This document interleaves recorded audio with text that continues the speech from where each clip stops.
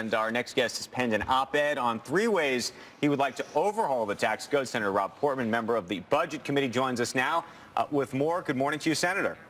Good morning, Andrew. How are you? We're great. Thank you. It was a fascinating piece.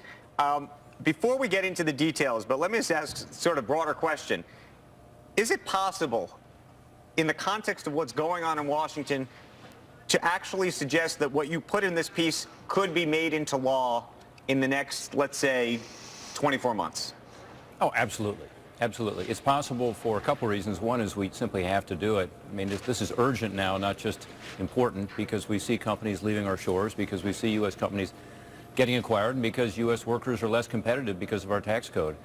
Second, the president has actually said he's for doing this. So this is one where Republicans want to do it, the president wants to do it. We have slightly different ideas as to how to approach it. With little presidential leadership, Andrew, and with Republicans, holding firm and saying this has to be done in order to help American workers, I think it can get done. So one of the other things you're seeing, and I'm surprised it has not put more pressure on changing the tax code, is these corporate inversions, where we're seeing lots of companies consider moving out of the country. The biggest one, by the way, just yesterday, I don't know if you saw the news around Walgreens, which is trying to merge with Boots, and what's going on there. Well, you've gotten into my head. Oh, I'm in your head? Yeah, you're in my head. So, I don't hear a lot of, I'm hearing about it because I'm focused on it, but I don't hear a lot about it in Washington.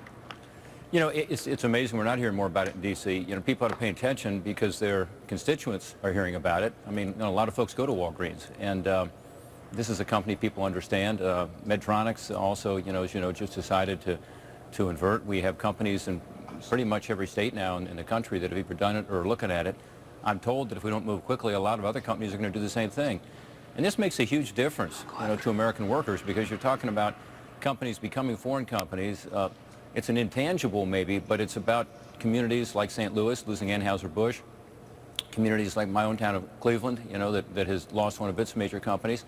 And there's just obviously going to be less involvement in that community. So it's not just, the reduced number of jobs and the pay and the benefits, but it's also American companies tend to get real engaged in charitable work and in helping our communities, be a better place to live and work. So I think this is a big deal, and we better get on top of it quickly. Senator, otherwise, we're going to wonder what happened. Senator, Carl Levin has suggested that Washington is so paralyzed, he's not sure that we're actually going to get real reform or the ability to do some of the things you're suggesting over the next 2 years, and in fact has now proposed to try to prevent companies from performing these corporate inversions in the meantime. What do you make of that? It just won't work. I mean, it makes it even less competitive if you're an American company. So, I think that makes no sense because it's going to drive more companies offshore. How would that keep Anheuser-Busch from being purchased by a Brazilian, Belgian company? It makes our companies less competitive.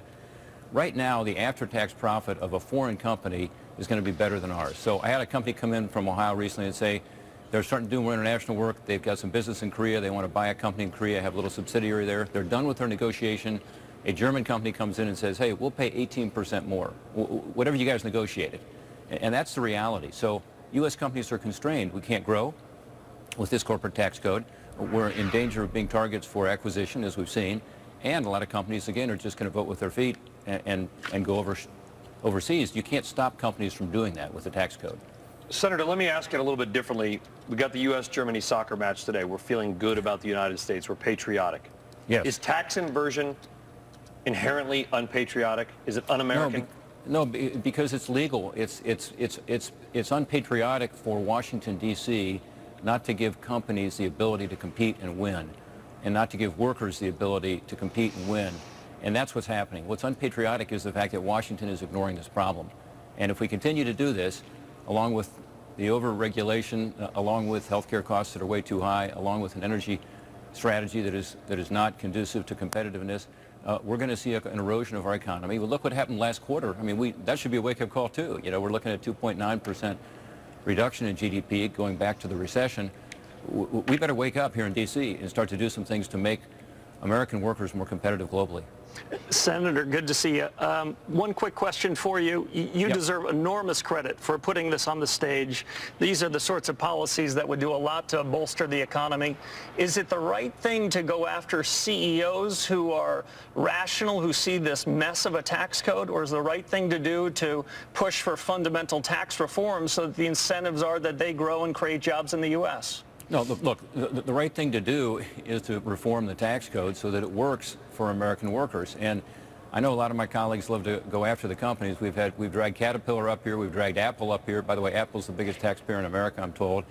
And I went to those hearings because I'm on that subcommittee that dragged them up, and I was able to talk about their competitors globally, all of whom have lower tax rates than they do. So despite all these ways they're trying to avoid this tax burden, in legal ways, by the way, but yeah, they're being pretty creative about it, they still, at the end of the day, are paying higher taxes. So what we've got to do is realize that this is a huge problem for America's competitiveness and for the growth of our economy, and do something about it. The upside is, you know, it's pretty easy to do something about it. We've got the highest corporate tax rate in the world. We've got an international system that dates back to the 1960s. Every one of our major competitors have reformed their tax codes substantially since the 1980s when we lowered the corporate rate. So we got a great opportunity here to do the right thing and to give the economy a shot in the arm. Okay. Senator Portman, we're going to leave the conversation there, but we hope to continue with that conversation with you at some point later. We actually Thanks, should probably talk about not just what it gets cut to, but how you get rid of the loopholes and everybody on both sides who's going to then come screaming and hollering about that.